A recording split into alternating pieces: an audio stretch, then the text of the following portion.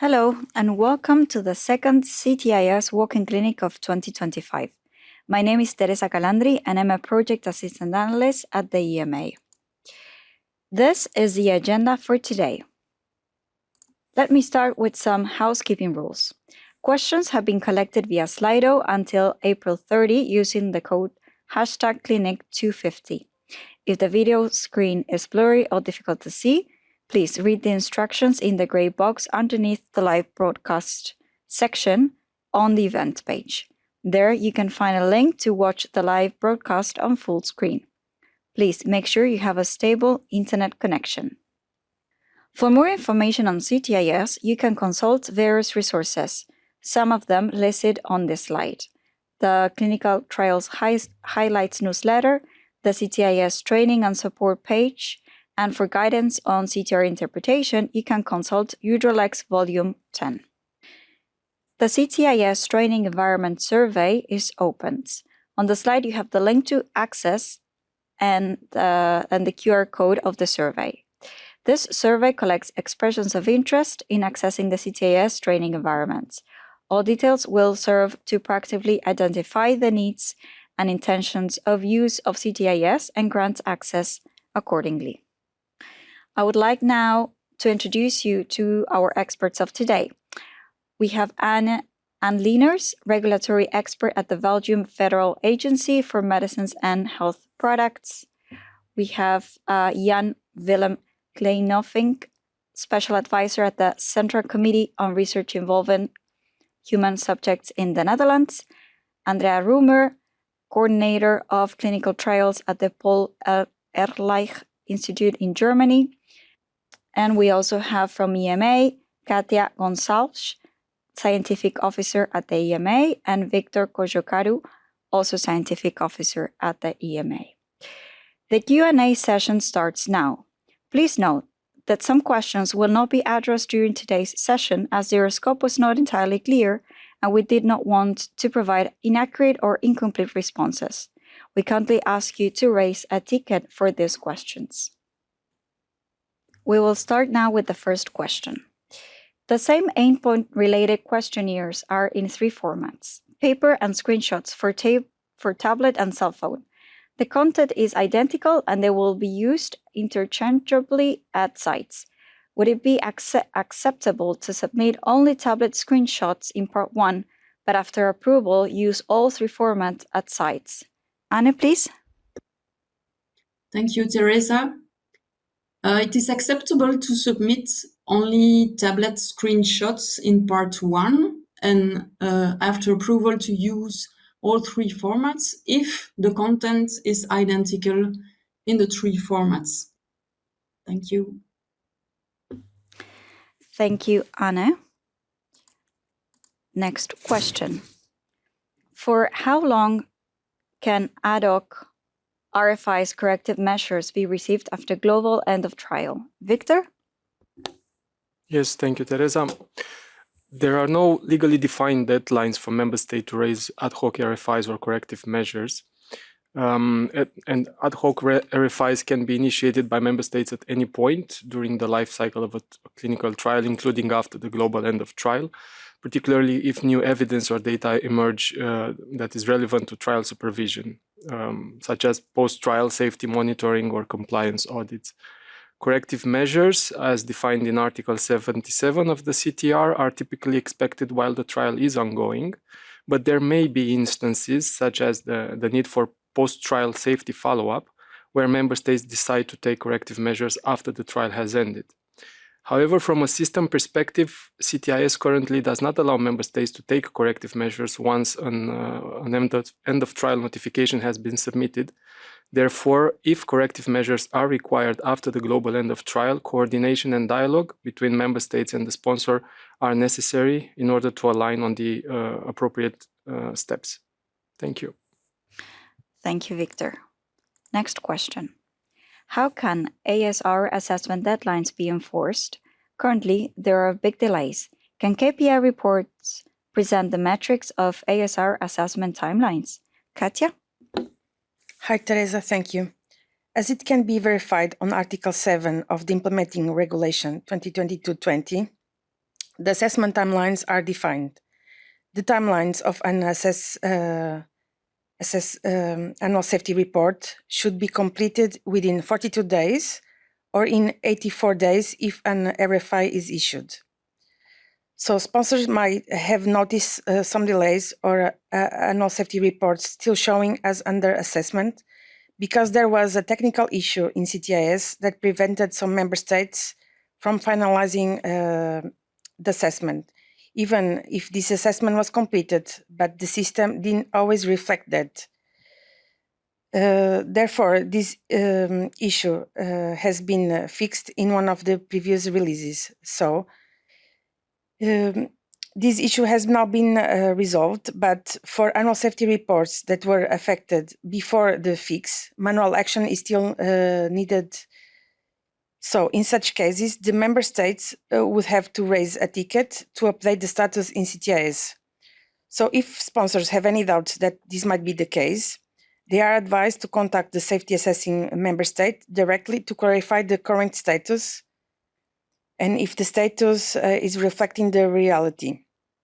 Regarding the enforcement of the assessment deadlines, that falls under the European Commission's responsibility. So sponsors can reach out to the Commission if they need further guidance in this aspect. And also the Commission may conduct onion controls. Lastly, in terms of KPI reports, the KPI currently includes information on appointment of the safety assessing member states for annual safety reports, but it doesn't yet track the timelines for completion. At the moment, there are no plans to include that level of detail in the KPI report. Thank you. Thank you, Katia. Next question. If a sponsor decides to early terminate, not for safety reasons, a trial on 1st June, but patients' visits continue until 1st of August, when should the end of trial notification, Articles 37, be submitted in CTIS? Within 15 days of the sponsor decisions to end by 15 June, or the last patient visit by 15 of August? Anne? Thank you, Teresa. As the last patient last visit is foreseen on 1st of August in the example given, the end of trial should be submitted within 15 days of the actual end of trial. Therefore, it should be submitted and notified by the 15th of August. However, in order to inform the member states concerned of the early termination, when not related to safety, the sponsor is advised to submit the information by the means of a notification of unexpected events. This way, the member states concerned will be informed of the early termination of the trial, but the end of trial will be submitted after the actual end of the trial. Thank you. Thank you, Anne. Next one. According to Article 55 of the CTR, does a new version of the IB need to be submitted to CTIS every year, either as substantial modification or Article 81.9 non-substantial modification? If annual IB updates without safety, efficacy, or benefit risk updates, or the annual review of the IB by the sponsor may also conclude that no update is required. Andrea? Thank you, Teresa. All IB annual reviews need to be submitted as per Annex 5 of the CTR Q&A. Even if there's no need for an update, this has to be communicated by Article 81.9 non-substantial modification. If there is a substantial modification planned, it can be mentioned in the cover letter that no update is needed. Thank you. Thank you, Andrea. Next one. Are administration dispensing labels used in investigator sites for blinding purposes when blinding is performed at sites by unblinded personnel required to be submitted? Anne? Thank you, Teresa. I will provide a very short answer. Administration dispensing labels are not requested to be submitted. Thank you. Thank you, Anne. Next one.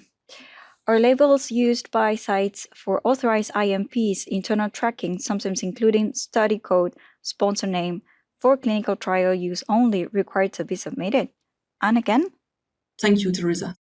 So according to the clinical trials regulation, Article 67, additional labeling usually is not needed to be submitted, to be added in case of authorized IMP. When they are labeled with the commercial labeling, it is not needed in general to add an additional labeling unless specific circumstances necessitate to ensure subject safety and to maintain the reliability and robustness of the clinical trial data. For example, an additional labeling may be considered if the product is to be used at home by participants outside the approved indication, dosage, or methods of administration, or when the treatment is not the standard of care. The health authority may also request an additional label if it is considered necessary. In general, requirements for additional labeling of authorized IMPs are outlined in the CTR Annex 6, Section C. Therefore, outside these circumstances, it is not requested by the health authority to add additional labels on authorized IMPs, and therefore labels are not requested to be submitted for authorized IMPs. And I could maybe also refer to the previous question. If related to administration dispensing labels, it is not requested to be submitted. Thank you. Thank you, Anne. Next one. Is the IMP supply source change from unauthorized product to authorized product, same substance, considered substantial modification or non-substantial modification? If IMPD is replaced by SMPC, is there a need to keep former IMPD in the application, or better not, to avoid confusions on which document is relevant at that particular time? Jan Willem? Yes, as such, this change is probably not a substantial modification, but the only way to make any changes in the product section, the quality section in CTIS, is an SM application. So this can be changed in the system with the next substantial modification on part 1. There's no other way to do this. And then the SMPC can be uploaded, and we don't find it necessary to delete the IMPD. It's not a problem that these two documents are present in parallel. It will be clear that the SMPC is the actual document. Thank you. Thank you. Next one. Is there a need for a formal PI change SM for a site with no enrolled patients planned for closing? Anne? Thank you, Teresa. A change of principal investigator is a substantial modification, and there is no distinction if the site has or not enrolled patient. So it has still to be submitted as a substantial modification. Thank you. Thank you, Anne. And the next one also goes to you and states, during part 1, substantial modifications, is it necessary to update documents for countries no longer participating in the trial? Example, protocol synopsis for a country with status ended. Should the synopsis be updated or removed in this case? There is no need to update documents for countries no longer participating in the trial. For example, the protocol synopsis for a country which has the status ended in CTIS.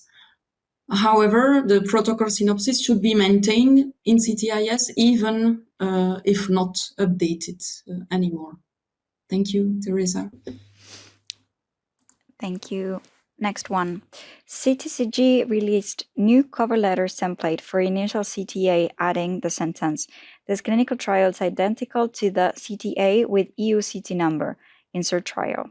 There are no of the following overlapping member state in both trials. Names of the overlapping member states. Could you please clarify what is meant with identical? Jan Willem?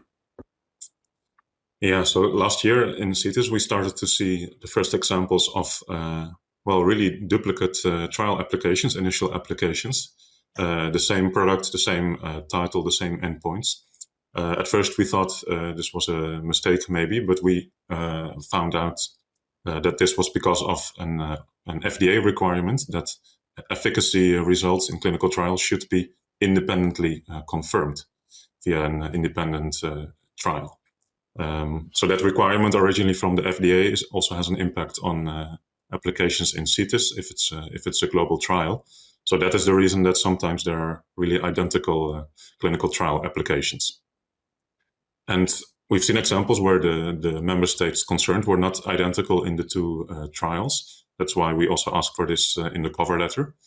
So this change to the cover letter serves that we immediately recognize that this is the situation, and that we can also coordinate the two applications, that we follow the same timelines, that we choose the same reporting member state, for instance. So that's why we added this to the template.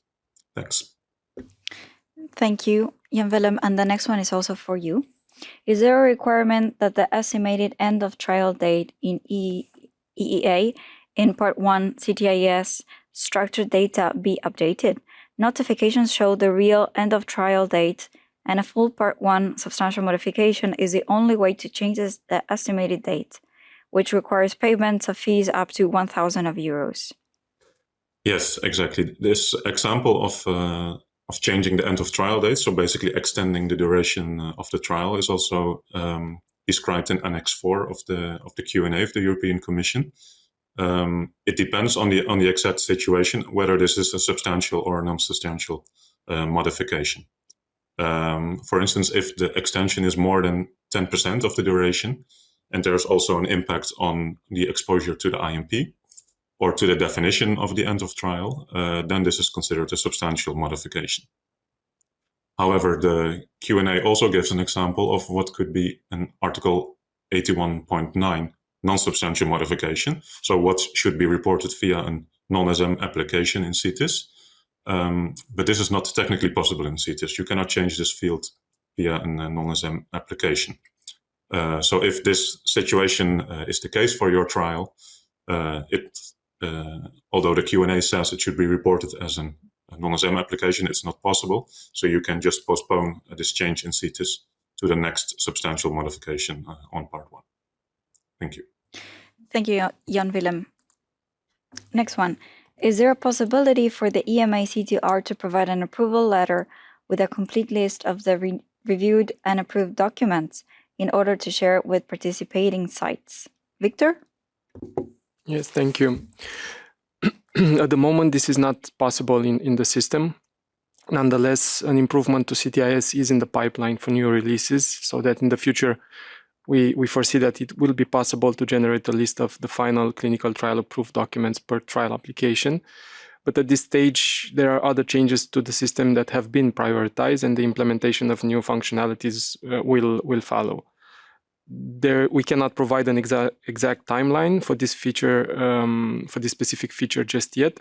However, we are trying and continuously working to improve CTIS, and we will keep the users informed as we make progress. Thank you. Thank you, Victor. And the next one. In RFI rounds, it is currently not possible to upversion the same document multiple times or to submit a new document in a draft submission. Instead, a new RFI round needs to be requested by the EC. Will this limitation be addressed in CTIS system? Victor again? Yes, so indeed, while drafting a response to an RFI in CTIS, only one version of a document can be uploaded at a time. If an updated version becomes available during the drafting process, then the current version must first be removed before uploading the new one. And this is by design, because version control in CTIS is only applied to documents that have been submitted, not to those in draft status. However, there is no limitation on the number of new documents that can be uploaded in a draft application, including when responding to an RFI. And generally, the process for responding to RFI and the requirements with regards to documentation to be provided, there is a detailed guidance on the CTCG website on the guidance for responding to RFIs. You can find there a cover letter describing the necessary steps. Also important to note is that changes to an application can only be made in the section relevant to the RFI. So if an RFI concerns only part 1, then only part 1 documents can be updated or added. If changes are needed in both part 1 and part 2, for example, a protocol update requiring an ICF update, then CTCG has recommendations in place for member states asking for consolidation of the request at the national level before finalizing the RFI. If not, then indeed a separate RFI for part 2 will be needed for the sponsor to make changes in that section. So generally, the sponsors are advised to communicate proactively with member states to ensure that all required changes can be addressed within the appropriate RFI rounds. Thank you. Thank you. Next one. An EC has indicated that the Part 2 trial site section does not currently include an audit trial within the system. A track change version on the site list has been requested. Could an audit trail be implemented to prevent duplication of information? Katja? No, CTIS does not maintain for end users a dedicated audit trail for such removals. So this functionality is not intended to be implemented as such. However, documents that were removed from an application because a site was closed can still be assessed in the previous versions of the application when that site was still added. It's important to keep in mind that CTIS is meant to support the assessment and the supervision of the clinical trials in the EU, but is not an archiving system, and because of that, will not provide a full audit trail. CTIS is not going to replace the trial master file. Although you can still see those documents in earlier submissions, CTIS won't keep a specific audit trail for any removals. It's up to the sponsor to make sure their TMF reflects the full history and current status of their clinical trial sites. Thank you, Katja. Next one, also for you. Is there an audit trail for documents removed due to closed sites on both the sponsor and EC sites? As I just mentioned, no. CTIS doesn't provide an audit trail to track changes across applications. However, if a site is deleted in a particular application, you can still see that site was included in earlier application. So the full history is still visible by checking those previous versions. Thank you. Thank you, Katja. Next question.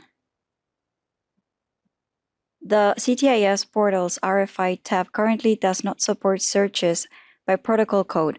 Could this functionality be incorporated into the advanced search bar? Additionally, RFIs cannot be opened in the new tab via right-click, which limits user convenience. Could this be amended in the system? Victor? Yes, thank you for your feedback, and we usually note all your suggestions and are committed to take them into account when enhancing the CTIS functionality. Regarding your first point, the RFI tab currently allows searching and sorting by several attributes, and correctly noted, it does not support searching by protocol code, as the search fields were designed to include rather attributes that are common to all types of RFIs and specific to the RFI section, with the EU CT number serving as the primary identifier of a clinical trial However, we acknowledge that incorporating additional identifiers, such as the protocol code, could improve usability.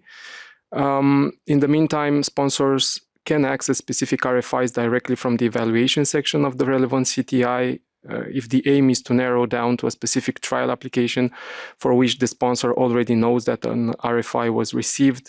The Clinical Trials tab offers advanced search options with a broad set of parameters to help user locate specific trials or applications. As for your second point, we recognize that the inability to open individual RFIs in a new browser tab via right-click may limit user convenience, and we will review the possibility of enabling this functionality system-wide in future updates. Thank you. Thank you. Next one. If CT was intended to be used for marketing authorization application, CSR is to be submitted within 30 days after MAA has been granted ECT Article 37.4. Is this always to be submitted even if the trial has not yet ended in EU EEA? That's to say, when interim results were used for the MAA, or is this only applicable for end of trial? Katja? Yes, clinical study reports are always to be submitted every time a clinical trial is used to support a marketing authorization procedure, a line extension, or a type 2 variation. According to Article 37.4 of the CTR, marketing authorization holders must submit the final clinical study report within 30 days after the marketing authorization is granted or the application is withdrawn. If the clinical study report isn't ready at that point, sponsors have to submit an intermediate version instead. However, this doesn't remove the obligation to submit the final clinical study report later once it becomes available. Here, it's important to note that what triggers the requirement to submit a clinical study report isn't the completion of the trial itself, but the fact that the trial results are being used to support a marketing authorization application, a type 2 variation, or a line extension. Thank you, Teresa. Thank you, Katja. Next one. When non-substantial modifications are submitted as part of substantial modification, the documents amended as part of the non-substantial modification need to be listed in the substantial modification description document, or is it sufficient to list only documents amended as part of substantial modification? Andrea? Thank you, Teresa. All changes of substantial modification as well as non-substantial modification should be listed in the substantial modification description document. Thank you. Thank you, Andrea. Next one. Is the sponsor required to relabel IMP supplies and submit the labels in CTIS for changes to PI at site A, or can the labels with the old PI name be used until new supply is needed? Can this supply with older PI name from site A be used in 2 new additional sites, B and C, until new supply is needed? Jan-Willem? Yeah, these questions and also the next one in the Slido were related to a number of quality assessors from several member states. The consensus was that these labels with the name of the old PI can still be used in the same site until the new supply is there, but you cannot use them for any other sites. These other sites would have to use a label with the name of the PI of that site. Thank you. I'm going to read the question. Mm-hmm. Would removing of the PI name from the IMP label be considered substantial change? There is no guidance on this in the Q&A or the regulation. Jan-Willem, do you want to add something? Yeah, so the assessors indicated that this would be a substantial modification. Thank you. Thank you. Next one. When an interim CSR is required due to MAA, but the trial is still ongoing, as the protocol 16.1.1 required, this can lead to a conflict in publication rules for phase 1 trials, where the protocol in part 1 is not public, but the protocol from 16.1.1 of the CSR submission is public. Katja? Thank you, Teresa. If the results from a phase 1 trial are used to support a marketing authorization application, then the section 16.1 of the protocol must be included in the clinical study report submitted in CTIS, as this is part of the clinical study report structure. If the trial hasn't fully ended, sponsors will need to redact any commercially confidential information, CCI, that may still be sensitive because of the fact that the trial isn't ended yet. There's no difference in the content between an interim and a final clinical study report. Regardless of the type, the clinical study report submitted in CTIS must follow the ECH E3 guideline. That means it should include and contain all main sections, section 1 through section 15, and the specific appendices listed under section 60.1, 16.1.1, 16.1.2, and 60.1.9. The other appendices like 16.2 and 16.3 don't need to be submitted in CTIS. Thank you, Teresa. Thank you, Katja. Next one. Can you confirm whether KPIs are still ongoing to be published? If so, when? Last document was issued on 14 January 2025, and no other have been issued since. Victor? Yes, thank you for the question. The plan is to continue publishing KPI reports on clinical trials on the ACT-EU website. However, starting this year, they will be published on a quarterly basis. The latest KPI report was published on the 23rd of April, covering for the January to March 2025 period, and the next issue is planned for release in July, covering for the Q2 quarter. Thank you. Thank you, Victor. Next one. Could some guidance be provided what is to be submitted for e-consent, remote consent? Would only text suffice or are full screenshots needed? Any additional information that needs to be provided? Jan-Willem? Yeah, as this is a part 2 aspect, a general advice would be to contact each of the member states concerned about this, just to be sure.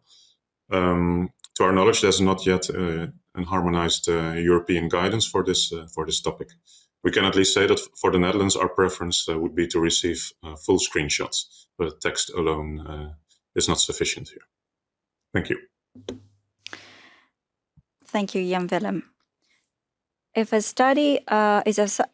sub-study also has an interim intermediate analysis specified in the protocol before the sub-study completes, would both the interim intermediate analysis results and the full sub-study results be required as an interim result submission in CTIS? Andrea? Thank you, Teresa. Interim and intermediate are synonymous. Intermediate analysis and all results should be uploaded in CTIS. Thank you. Thank you. Next one. Sponsors are advised to avoid creating drafts for substantial modification or substantial modification or AM when the draft already exists. Does this mean that sponsors cannot create multiple AM drafts and submit them a few days apart?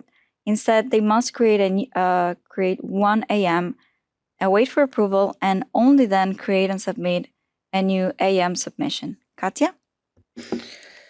Sponsors should avoid to draft substantial modifications and non-substantial modification when an additional member state application is in draft, or vice versa, as an additional member state application is based on the current set of approved Part 1 documents. Several drafts of additional member states concerned applications are not a problem because they are mutually exclusive. Saying this, we confirm that simultaneous drafts of additional member state applications can be created and approved in different times. We would just advise you to avoid the creation of parallel non-SMs and SMs Part 1 or Part 1 and Part 2. The problem is more when sponsors create in the middle of an additional member state application and substantial modification Part 1 or Part 1 and Part 2 or a non-SM Part 1 and Part 2. After the additional member state draft application is created, as the SCM, as the substantial modification will not include the translations included in the additional member state application and either the member state concern of the additional member state application. The system doesn't prevent sponsors to create drafts, but sponsor needs to revise information in case they want to add a substantial modification in the meantime. Therefore,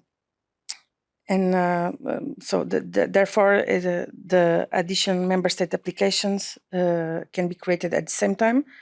The sponsors just need to avoid creating parallel non-SMs and SMs. Thank you, Katia. Next one. When we want to submit multiple parts 2 for MSCs, for which only part 1 was submitted in the initial clinical trial application, once this application is fully approved in all MSCs, but not at the same time, does CTIS allow to submit one if another one is ongoing, or should we wait for the approval? Victor? So thank you. For an initial clinical trial application where only part 1 was submitted and approved, it is possible to submit part 2 applications at different times. CTIS allows for multiple part 2 applications to be submitted in parallel for different member states concerned. Therefore, you do not need to wait for the approval of one part 2 application before submitting another part 2 application for a different member state. The important thing to remember is that the conclusion on part 1 is valid for 2 years. If part 2 is not submitted for a given member state within 2 years of the part 1 conclusion, the application for that member state will lapse. Thank you. Thank you, Jan-Willem. Thank you, Victor. Sorry. We're going to go to the last question of the day. Validated questionnaires are often not available at the time of submission. Would it be acceptable to submit non-validated translations in the initial CTA, and once validated versions are available, notify them or submit them for approval depending on the changes in the validated questionnaires? Anne? Thank you, Teresa.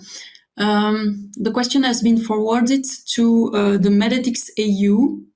The Medethics EU is a group of national representatives of medical research ethics committees that was created in February 2024 to provide a forum for discussion and mutual learning between EU-EEA member states' ethics committees. The group will come with further guidance on this topic. This could be published on the Medethics EU webpage, or could be published via the EURALEX European Commission question and answers, still to be decided. Thank you. Thank you, Anne. And this has been the last question. So moving forward, we would like to remind you of the next CTIS events. We have on the 9th of July, the next CTIS Bite-Sized Talk. On the 24th of September, another walk-in clinic. And by 19th of November, the last Bite-Sized Talk of the year. So thank you for attending this session of the CTIS walk-in clinic. The post-event survey is now opened, so that you can share your satisfaction with the event. You can provide your feedback in Slido using the code #clinic250. Our recording will be available on the EMA website following the event. You can sign up for the CT Highlights newsletter for information on when the videos are available. The questions will be used as input to EMA training and support materials. We hope you enjoyed this CTIS walk-in clinic, and we look forward to hearing your feedback on the post-event survey. Have a nice afternoon.